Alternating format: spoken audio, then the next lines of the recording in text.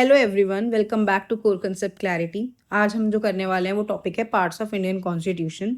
ये एक repeated theme है, यहाँ से बार बार क्वेश्चंस पूछे गए हैं। वो आते हैं मेनली स्टेटमेंट के फॉर्म में कि ये वाला जो है आर्टिकल, जो हमारा आर्टिकल कह रही हूँ, पार्ट 1 में ये लिखा हुआ है, पार्ट 2 में ये लिखा हुआ है, क्या ये दोनों स्टेटमेंट सही हैं? तो इस तरीके से आता है, या आता है मैच द फॉलोइंग। ठीक है, यहाँ पे पार्ट्स लिख दिए जाते हैं, यहाँ पर नाम लिख दिया जाता है, फिर मैच करने बोलता है। हमें यूजुअली लगता है कि 22 पार्ट्स हैं, हम भूल जाएंगे, याद कैसे होगा। तो मैं आज आपको जिस तरीके से समझाऊंगी, आई होप वो आपको समझ आ जाए और आप उसको फिर याद करोगे तो आपके लिए बहुत ईजी रहेगा। ठीक है, ये PDF आपको टेलीग्राम ग्रुप में मिल जाएगा, आप वहाँ से उसको डाउनलोड करके यहाँ से बार बार रिवाइज करो। And I will suggest you कि 2 से 3 बार टेबल बनाकर उसको लिखो। ठीक है, चलिए स्टार्ट करते हैं। पहला पार्ट बोलता है यूनियन एंड इट्स टेरिटरीज। जैसे हम सबके लिए सबसे पहले हमारा देश है, उसी तरीके से कॉन्स्टिट्यूशन में फर्स्ट प्लेस भी किसको मिली हुई है? यूनियन को और टेरिटरीज को। अब एक चीज है जो आर्टिकल 1 बोलता है, वो बोलता है India that is Bharat shall be a union of states. क्या हम यूएसए की तरह यूनियन ऑफ स्टेट्स हैं? हाँ। क्या हम दोनों का सेम एनोटेशन है यूनियन से? नहीं। जो यूएसए की बाउंड्रीज हैं वो ऑल्टर होकर के अलग से उसके अंदर से स्टेट्स निकलकर एक इंडिपेंडेंट स्टेट बना सकती हैं। इंडिया में ऐसा नहीं होता। इंडिया एक इनडिस्ट्रक्टेबल यूनियन है विद डिस्ट्रक्टेबल स्टेट्स। मतलब इसका मतलब है अगर स्टेट्स के अंदर कुछ चेंजेस लाने हैं वो लाए जा सकते हैं, पर यूनियन के अंदर चेंजेस नहीं लाए जाएंगे। ठीक है, हम न्यू स्टेट्स फॉर्म कर सकते हैं, जैसे हमने तेलंगाना हुई थी 2014 में। हम ऑल्टर कर सकते हैं चीज़ों को, किस किस नाम से? एफ मतलब एक न्यू स्टेट फॉर्म कर दिया जैसे तेलंगाना, इंक्रीज कर दिया एरिया, डिमिनिश मतलब डिक्रीज कर दिया एरिया, ए से नाम ऑल्टर कर दिया, ए से एरिया ऑल्टर कर दिया। तो ये इस तरीके से आप याद रख लेना। और आर्टिकल 4 ये मेंशन करता है कि ये जो चेंजेस आ रहे हैं ना आर्टिकल 2 और 3 में, वो 368 के तहत नहीं है। ये सिंपली आपने जाकर के 2 और 3 में चेंजेस ला दिए, खत्म, इतना सही था। नेक्स्ट है पार्ट 2। अब देखो, पहले देश बन चुका, अब देश में रहने कौन आएगा? लोग। अब वो लोग कैसे रह सकते हैं उसकी भी कुछ इंपॉर्टेंट इन्फॉर्मेशन है, तो वो पार्ट 2 में दे दिया सिटीजनशिप के थ्रू। ये आर्टिकल 1 to 4 है, ये आर्टिकल 5 to 11 है। इसमें लिखा हुआ है किस तरीके से हम किसी कंट्री में जाते हैं तो वहाँ की सिटीजनशिप कैसे मिल सकती है। यहाँ पर इंडिया की पूरे रूल्स लिखे हुए हैं कि किस तरीके से एक इंसान इंडिया का सिटीजन बन सकता है। सेकंड में लिखा हुआ है फिर पाकिस्तान से जो आए हैं, कौन सी डेट्स को आए, क्या हुआ, वो सब इन्फॉर्मेशन पार्ट 2 में गिवन है। ठीक है, तो पहले कंट्री है तो सिटीजन्स हैं। ठीक है, first the nation then its citizens. Next है पार्ट 3 एंड पार्ट 4। पार्ट 3 में हमारे राइट्स है। अब इंसान रह रहा है तो उसके पास कुछ अधिकार भी तो होंगे ना रहने के लिए, इसलिए पहले हमारा देश आया, देश आने का उसमें सिटीजन्स आए, अब उन्हें कुछ राइट्स मिल गए। ठीक है, इस तरीके से पार्ट 3 हो गया। पार्ट 4 के अंदर आती हैं DPSPs। अब स्टेट के पास, अब जब लोग आकर रहने लग गए तो कुछ लोग ऐसे भी तो चाहिए ना जो रूल करें या जो आकर के बताएं कि कैसे होना चाहिए, कुछ रूल्स बनाएं, कुछ रेगुलेशंस बनाएं। तो फिर आई DPSP, कुछ ऐसी गाइडलाइंस जो किसके लिए हैं? स्टेट्स के लिए। ये क्या होती हैं एक्चुअल में? ये सिंपली ना वो डायरेक्शंस हैं। जब हमारा देश आज़ाद हो रहा था ना तो हमारे पास इतने रिसोर्सेज नहीं थे कि हम उन सब चीज़ों को लागू कर सकें। तो पहले से ये डिसाइडेड था कि आगे चलकर जब देश डेवलप होने लगेगा ना तो कुछ डायरेक्शंस गवर्नमेंट के लिए हैं कि जैसे जैसे आपके पास पावर आए इन चीज़ों को इम्प्लीमेंट करना। तो ये डायरेक्शंस हैं स्टेट पॉलिसीज़ बनाने के लिए। ठीक है, चलिए इनके आर्टिकल हैं फंडामेंटल राइट्स के 12 से 35 और पार्ट 4 के 36 से 51। नेक्स्ट है part 4A, 5 and 6। Part 4A में लिखा है, 4A जो था ये एक्चुअल में हमारे कॉन्स्टिट्यूशन के अंदर मेंशन नहीं था पहले, लेकिन फिर 42nd अमेंडमेंट हुआ 1976 में स्वर्ण सिंह कमेटी के गाइडेंस पे। स्वर्ण सिंह कमेटी, उन्होंने गाइड किया कि हमारे पास ना कुछ ऐसी ड्यूटीज़ होनी चाहिए देश के लोगों के लिए कि वो देश की इज्जत करें, देश के अंदर एक डेकोरम बना के रखें, पब्लिक प्लेसेस में जा रहे हैं तो गंदगी ना मचाएं। ये कुछ ड्यूटीज़ दी गई। क्या ये एनफोर्सेबल है? नहीं, ये एनफोर्सेबल तो नहीं है, पर हाँ कुछ ऐसी ड्यूटीज़ हैं जिनका उल्लंघन करने पे कुछ फाइन ज़रूर हैं। जैसे इसके अंदर मेंशन है हमारे देश के अंदर हमारे तिरंगे को किस तरीके से हमें सम्मान देना है, तो हमारी ड्यूटी है ना हमारे देश की कुछ चीज़ों को रिस्पेक्ट देना, उसी तरीके की चीज़ें यहाँ पर मेंशन है। टोटल अब हमारे पास 11 फंडामेंटल ड्यूटीज़ हैं। वो है आर्टिकल 15(1)(a) पार्ट 4A। फिर आता है पार्ट 5। अब ड्यूटीज सब कुछ समझ आ गई, अब आता है कि देश कैसे चलाना है, यूनियन कैसे बनेगा, तो वो सब चीज़ें मेंशन है पार्ट 5 के अंदर 52 से लेकर 151 तक। यहाँ पर हमारा प्रेसिडेंट सर आ गए हैं, प्रेसिडेंट मैम आ गई हैं, vice president, prime minister, parliament में लोकसभा राज्यसभा कैसे काम करेंगे, attorney general, controller and auditor general, फिर इलेक्शन कमीशन कैसे होगा, ये election commission part of union है लेकिन इनका अलग से एक पार्ट है। क्यों है अलग से पार्ट, जब ये यूनियन का पार्ट है तो क्योंकि इलेक्शन कराना एक बहुत ज़्यादा इंपॉर्टेंट ड्यूटी है। अगर उनमें कोई दिक्कत आ गई है तो आगे चल करके देश में इलेक्शंस होने ही बंद हो जाएंगे, राइट। इसलिए ये है तो यूनियन का ही चीज़ कि ये यूनियन ही संभालेगी ना, पूरे हर एक के पास ऐसा तो नहीं होगा कि आप भी चलो इलेक्शन करा लो, आप भी करा लो। एक इंपॉर्टेंट इंस्टीट्यूट है तो ये यूनियन का ही, लेकिन इनका खुद का भी एक पार्ट है, पार्ट 15, ठीक है। चलिए नेक्स्ट है स्टेट। अब यूनियन को मिल गई हैं कुछ चीज़ें तो अब स्टेट्स को भी मिलेंगी। तो स्टेट को मिली हुई है आर्टिकल 152 से 237 तक पार्ट 6 के अंदर। अब जिस तरीके से प्रेसिडेंट होते हैं, स्टेट के पास अपने गवर्नर होते हैं। जिस तरीके से हमारे पास वाइस प्रेसिडेंट है, यहाँ पर वाइस प्रेसिडेंट की कोई पोस्ट नहीं है। फिर आते हैं प्राइम मिनिस्टर, तो यहाँ आते हैं chief minister. Council of ministers मतलब प्राइम मिनिस्टर की अपनी एक टीम होती है, इनके पास भी अपनी एक टीम है। यहाँ लोकसभा राज्यसभा होते हैं, यहाँ विधानसभा विधान परिषद होते हैं। यहाँ सुप्रीम कोर्ट को जगह मिली हुई है, यहाँ पर हाई कोर्ट को मिली हुई है। इस तरीके से चीज़ें चलती हैं, ठीक है। फिर आती है पार्ट नंबर 8। पार्ट 8 में मेंशन है हमारी यूनियन टेरिटरीज। हमारे पास अभी कितनी यूनियन टेरिटरीज हैं, you should know about it. अभी हमारे पास है 8 यूनियन टेरिटरीज, ठीक है। उनका एडमिनिस्ट्रेशन कैसा होगा, उनके पास में किस तरीके की पावर होंगी। प्रेसिडेंट वहाँ पर अपने जो एडमिनिस्ट्रेटर्स होते हैं, जिन्हें गवर्नर कहा जाता है, उन्हें यूटी में कहा जाता है प्रेसिडेंट के एडमिनिस्ट्रेटर्स, ठीक है।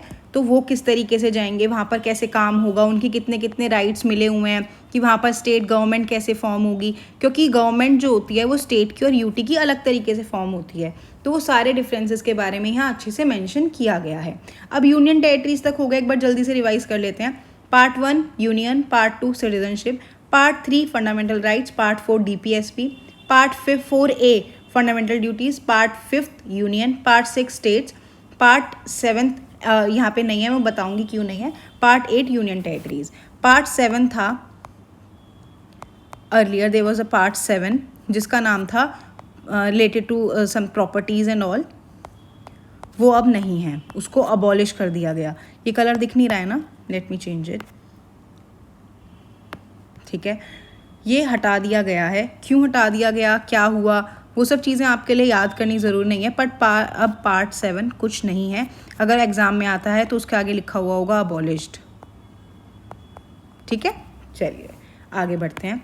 अब है पार्ट 9। पार्ट 9 और पार्ट 9A ये है पंचायत और म्यूनिसिपैलिटीज़, ये भी बाद में ऐड हुई हैं, ठीक है। ये 73rd constitution amendment act 1992, 74th constitution amendment act 1992, ठीक है। यहाँ पर सारी इन्फॉर्मेशन दी हुई है कि पंचायत कैसे फॉर्म होगी, पंचायत की फाउंडेशन क्या है, उनके इलेक्शन कौन कराएगा, उनको फंड्स कैसे मिलेगा, वो सब 9 और 9A में मेंशन है। उसके बाद 2011 के अंदर ऐसा रियलाइज़ हुआ कि we should have cooperative societies also, और जो जिनको कॉन्स्टिट्यूशनल के अंदर एक स्पेस मिलना चाहिए, तो वो ऐड हुआ 97 कॉन्स्टिट्यूशन अमेंडमेंट से 2011 के अंदर। वो अब है हमारी कोऑपरेटिव सोसाइटीज़। नेक्स्ट है part 10 scheduled and tribal areas. जो इंडिया है, इस इंडिया के अंदर बहुत सारे शेड्यूल्ड ट्राइब्स रहते हैं। अब उनके कुछ राइट्स होते हैं, उनके पास भी कुछ पावर्स होनी चाहिए, वो अपनी क्या क्या चीज़ें खुद मैनेज कर सकते हैं, किस तरीके से मैनेज करेंगे, उनके लिए कौन एडमिनिस्ट्रेटर होगा, उनको फंड्स कैसे एलोकेट होंगे, वो सब चीज़ें भी तो ध्यान रखनी ज़रूरी है ना। तो वो मेंशन है पार्ट नंबर 10 के अंदर, आर्टिकल 244 एंड 244A, ठीक है। और शेड्यूल्स हम ऑलरेडी कवर कर चुके हैं, तो आपको पता होगा कि शेड्यूल 5 और शेड्यूल 6 किस तरीके से अलग हैं, और यहाँ पे कौन सी स्टेट्स हैं, यहाँ पे कौन सी स्टेट्स हैं, क्यों ये अलग अलग हैं, ये सारी चीज़ें हम ऑलरेडी डिस्कस कर चुके हैं। फिर आता है पार्ट 11, ये है relation between union and states. जब मैंने इसको कैसे याद किया हुआ है, 11 एक शगुन का नंबर होता है ना, 11 से रिश्ते बनते हैं, उसी तरीके से रिलेशन बना किसका, यूनियन और स्टेट्स का। तो 245 से 263 तक है। यहाँ पर लिखा हुआ है किस तरीके से डिस्प्यूट होगा तो कैसे मैनेज करना है। अगर स्टेट्स के बीच में डिस्प्यूट है तो वो सुप्रीम कोर्ट के पास जाएगा। इंटर स्टेट काउंसिल बनी हुई है, कोई लड़ाई है, 262 पे मेंशन है पानी के ऊपर लड़ाई कौन सॉल्व करेगा। उस तरीके से सारी चीज़ें पार्ट 11 के अंदर मेंशन है। फिर आता है पार्ट 12 जो कि है finance, property, contracts and suits. क्या होता है ना, फाइनेंशियल रिलेशंस होते हैं हर स्टेट के दूसरे स्टेट के साथ, यूनियन के स्टेट के साथ, यूनियन के यूटीज़ के साथ। तो ये सारी चीज़ें अलग से स्पेस दिया गया है, क्योंकि पैसा और प्रॉपर्टी को लेकर बहुत विवाद रहता है, चाहे घर परिवार हो या देश हो, ठीक है। तो वो यहाँ पर मेंशन है, और उन चीज़ों के बारे में एक एक इन्फॉर्मेशन, डिवीजन कैसे होगा, कैसे स्टेट और जो सेंटर्स हैं वो बोरो कर सकते हैं एक दूसरे से, किस तरीके से प्रॉपर्टी पे टैक्स होगा, प्रॉपर्टी की चीज़ें हैं वो कैसे मैनेज करनी है, वो सब चीज़ें पार्ट 12 में मेंशन है। 11 पे रिलेशन बना, 12वें पे पैसे की बात हो गई, ये याद रखने का तरीका है। फिर आती है बात पार्ट नंबर 13 जिसके अंदर मेंशन है trade, commerce and intercourse with in the territory of India. अब देश के अंदर एक स्टेट से दूसरी स्टेट सामान जाएगा, यूटीज़ में सामान जाएगा, तो उसको लेकर कुछ रूल्स भी बनेंगे। पहले क्या हुआ, रिलेशन बने 11वें नंबर पे, 12वें पे फाइनेंस की बात हो गई और 13वें पे डिसाइड हो गया जब आना जाना होगा तो बता दे भाई कौन पैसा देगा। ठीक है, इस तरीके से याद रखना। नेक्स्ट है पार्ट 14 के अंदर आता है यूपीएससी, जो आजकल हर बच्चे को ड्रीम है और आप उसी के लिए मेहनत कर रहे हैं, या तो स्टेट में जाने के लिए या यूनियन में ज्वाइन करने के लिए। तो मेंशन है पार्ट नंबर 14 के अंदर। यहाँ पर सारी चीज़ें दी हुई हैं कि रिक्रूटमेंट कैसे होगा, इनके जो चीफ सेक्रेटरी बनेंगे वो कैसे बनेंगे, यहाँ पर उनकी टर्म्स क्या होंगी, टेन्योर क्या होगा, ऑल इंडिया सर्विसेज के कैसी सर्विसेज होंगी, कौन कहाँ पोस्ट होगा, उस सब चीज़ों के रूल्स दिए हुए हैं। ठीक है, स्टेट जो है वो कैसे कंट्रोल कर सकती है, यहाँ पर ही इसी में ही मेंशन है स्टेट का भी, SPSCs भी यहाँ पर मेंशन है। साथ ही साथ यहाँ पर जॉइंट वाली चीज़ें भी मेंशन है कि अगर कोई जॉइंट में करना चाहता है तो कैसे होगा, वो सारी चीज़ें 14 में मेंशन है। फिर आता है 14A ट्राइब्यूनल्स। ये पहले नहीं था, it was not earlier in this constitution, लेकिन जो इंदिराज कॉन्स्टिट्यूशन कहते हैं और जिसे ये भी कहा जाता है कि mini constitution 42nd constitution amendment act, उसके थ्रू इसे ऐड किया गया। एक्चुअल में क्या था ना कि कुछ चीज़ों के डिस्प्यूट्स ना सॉल्व नहीं हो रहे थे कि एडमिनिस्ट्रेशन के शेड्यूल्स कैसे सॉल्व होंगे, तो वो मेंशन किए गए 323A में कि एडमिनिस्ट्रेशन के जो डिस्प्यूट्स हैं ना वो किसी और कोर्ट ना जाकर आपस में सुलझाए जाएं, तो उसके लिए ट्राइब्यूनल्स बनाए गए, उसके लिए छोटे छोटे कोर्ट्स बनाए गए। वहाँ पर अलग से वो बताया गया कि ये मिस्टेक हो रही है तो ऐसे सॉल्व करना है, इसलिए वो एडमिनिस्ट्रेटिव ट्राइब्यूनल्स के पास जाते हैं। और जो दूसरा है 323B, उसके अंदर दूसरे मैटर्स लेके जाए जा सकते हैं, लेकिन जो 323A है वो पर्टिकुलरली एडमिनिस्ट्रेटिव ट्राइब्यूनल्स के लिए है। जैसे एडमिनिस्ट्रेशन में कोई डिस्प्यूट आ गया है और वो उस चीज़ से देश का काम रुक सकता है, क्योंकि एडमिनिस्ट्रेशन ही तो देश चला रहा है ना, तो उसकी वजह से ज़्यादा देरी ना आए, देश के अंदर बदलाव ना आ जाए, चेंजेस ना आ जाएं, गलत चीज़ें ना हो जाएं, इसलिए उनकी स्पीडी काम करने के लिए ट्राइब्यूनल्स को सेटअप किया गया।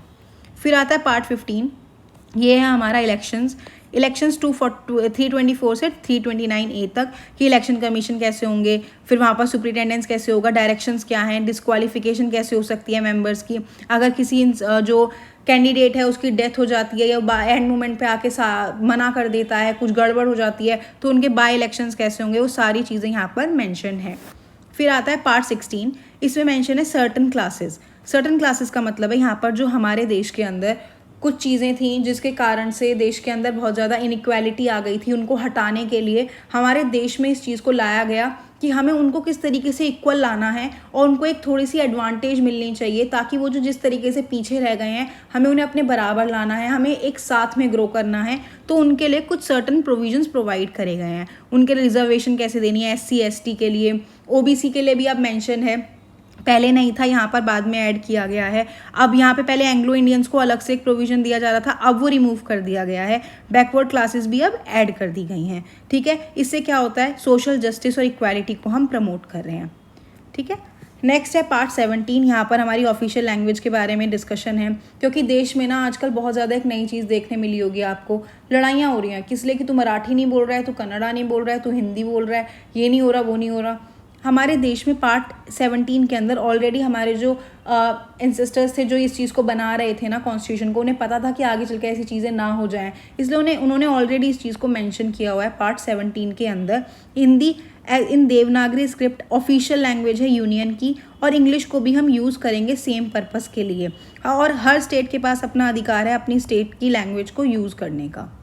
ठीक है, चलिए पार्ट 18, अब तक हम जितनी चीज़ें कवर कर चुके हैं, 14th UPSC, 14A tribunals, 15 election, 16 certain classes, 17 हमारी language. Now 18 is about emergency provisions, जो भी इमरजेंसी लगती हैं, 3 तरीके की इमरजेंसीज होती हैं, national emergency, state emergency and financial emergency. वो यहाँ मेंशन है कि कौन से यहाँ पर इस टाइम पे जो हमारा आर्टिकल 19 है वो तुरंत से ख़त्म हो जाएगा, आर्टिकल 21 और 20 एंड 21 कभी अब ख़त्म नहीं हो सकता, ये सारी चीज़ें यहाँ पर हमें गिवन है। फिर आता है पार्ट 19, इसके अंदर मिसलेनियस चीज़ें हैं कि कुछ रह गया था तो वो यहाँ पर ऐड कर दिया गया है, जैसे कि प्रेसिडेंट और गवर्नर्स हैं वो किसी भी कोर्ट में आंसरेबल नहीं है, और जितने भी लोग वहाँ पर बैठे हुए हैं ना लोकसभा राज्यसभा में, ड्यूरिंग द मीट अगर वो कुछ बातें कर रहे हैं ना तो उन पर इतना ज़्यादा केस नहीं होगा। वो वहाँ पर यूज़ की हुई लैंग्वेज है, वो वहाँ पर किए हुए बातें हैं, उन पर केस नहीं करना। वो सारी चीज़ें जो हमें लग रहा था कि इतने विवादित नहीं होंगी, लेकिन ये भी था कि अगर क्या पता उस चीज़ को लेकर कोई विवाद हो जाए, तो यहाँ पर ऐड कर दिया गया। फिर आता है हमारा मोस्ट इंपॉर्टेंट पार्ट 20, आर्टिकल 368। यही वो पावर है जिससे क्या होता है, हमारा कॉन्स्टिट्यूशन में कोई भी चेंजेस लाए जा सकते हैं। मैं सी के ऊपर जब ये सर्कल कर लेती हूँ ना तो ये कॉन्स्टिट्यूशन के लिए लिखा है, ठीक है। ये चेंजेस लाए जाते हैं, वो है हमारा अमेंडमेंट आर्टिकल 368। इसमें बताया गया है कि किस तरीके से स्टेट के अंदर अगर आपको चेंजेस लाने हैं तो आपको किस तरीके से स्टेट से एक इम्पॉर्टेंट वो लेनी पड़ेगी परमिशन, आपको किस तरीके से हाफ मेंबरशिप चाहिए होगी, वो सारी चीज़ें यहाँ पर दी हुई हैं। फिर आता है पार्ट नंबर 21, जिसमें मेंशन है temporary and transitional special provisions. यहाँ पर वो चेंजेस थे जो उस टाइम पर इम्पॉर्टेंट थे, लेकिन पता था कि आगे चलकर वो हो सकता है इतने इम्पॉर्टेंट ना रहें, या कुछ चेंजेस हैं जो अभी देश के अंदर किसी पर्टिकुलर स्टेट के अंदर कोई चेंजेस आ रहे हैं वो यहाँ पर मेंशन कर दिए जाते हैं, ठीक है। चलिए next is short title commencement authoritative text and repeals. जब हमारा देश आज़ाद हो रहा था ना उस टाइम पर कुछ चीज़ें थी जो उस टाइम पर होनी चाहिए थी, क्योंकि हम 1947 में आज़ाद हुए, 50 में ये लागू हो चुका था। वो 50 वाली चीज़ 2026 में लागू होनी चाहिए या नहीं होनी चाहिए, ये 50 वाले टाइम पर नहीं पता था, लेकिन 50 वाले टाइम पे वो बहुत ज़्यादा ज़रूरत वाली चीज़ थी, तो तब मेंशन कर दी गई। और बाद में उसको हटाने का भी लिखा गया कि लेटर ऑन जब ये वाली चीज़ कंप्लीट हो जाए ना अपना पर्पज़, तो हटा देना। तो वो सारी चीज़ें यहाँ पर डाल दी गई, ठीक है। पार्ट 22। नेक्स्ट कम्स 22 पार्ट्स अब कवर हो चुके हैं। ये सारी यहाँ पर एक क्विक रिवीजन की शीट है वो मैंने प्रोवाइड कर दी है। आप इसे खुद से रीड करो, बार बार रिवाइज करो और 2 से 3 बार लिख कर देखो, आपको ये याद हो जाएगा। एक बार मैं जल्दी से शीट्स के थ्रू ही आपको रिवाइज करा देती हूँ। Part 1 union, part 2 citizenship, part 3 fundamental rights, part 4 TPSP, part 4A fundamental duty, part 5 union आ गया तो फिर पार्ट 6 स्टेट्स, 7 हट चुका है, 8 union territories, 9 panchayat, 9A municipalities, 9B cooperative societies. Panchayat बड़ा भैया है, छोटे भैया म्यूनिसिपैलिटीज, उससे छोटे भैया कोऑपरेटिव सोसाइटी, ये तीनों बहन भाई हैं। 9A 9B, ठीक है। फिर आता है 10 is scheduled area and tribal areas. फिर आता है 11, यहाँ पे है रिलेशंस। 11 नंबर, 11 रुपये देते हैं तो रिश्ते अच्छे बन जाते हैं ना, तो इसलिए। फिर उसके बाद में पार्ट 12 फाइनेंस की बात, जैसे रिश्ते बने वैसी फाइनेंस की बात हो गई। फाइनेंस की बात होती ये हो गया आना जाना कैसे होगा, तो ट्रेड। फिर आता है part 14 UPSC dreams of so many. Part 14A tribunals. अगर UPSC है एडमिनिस्ट्रेशन में कोई दिक्कत आएगी तो वही तो जाएगी ट्राइब्यूनल्स के पास, फिर वो आ गया। Part 15 elections, part 16 special provisions to certain classes, part 17 official language, part 18 emergency, part 19 miscellaneous provisions, part 20 amendment of the constitution, 21 temporary transitional and special provisions, part 22 short titles commencement authoritative text and repeals। That's all for the day. आप इसे बार बार revise करो, जितना अच्छा हो सकता है ना आप उसको 2 से 3 बार टेबल बना के लिख लेना, ठीक है। आपको PDF मिल जाएगा टेलीग्राम ग्रुप से, आप वहाँ से इसको लेकर के रिवाइज कर सकते हो। And keep learning, all the very best, see you soon.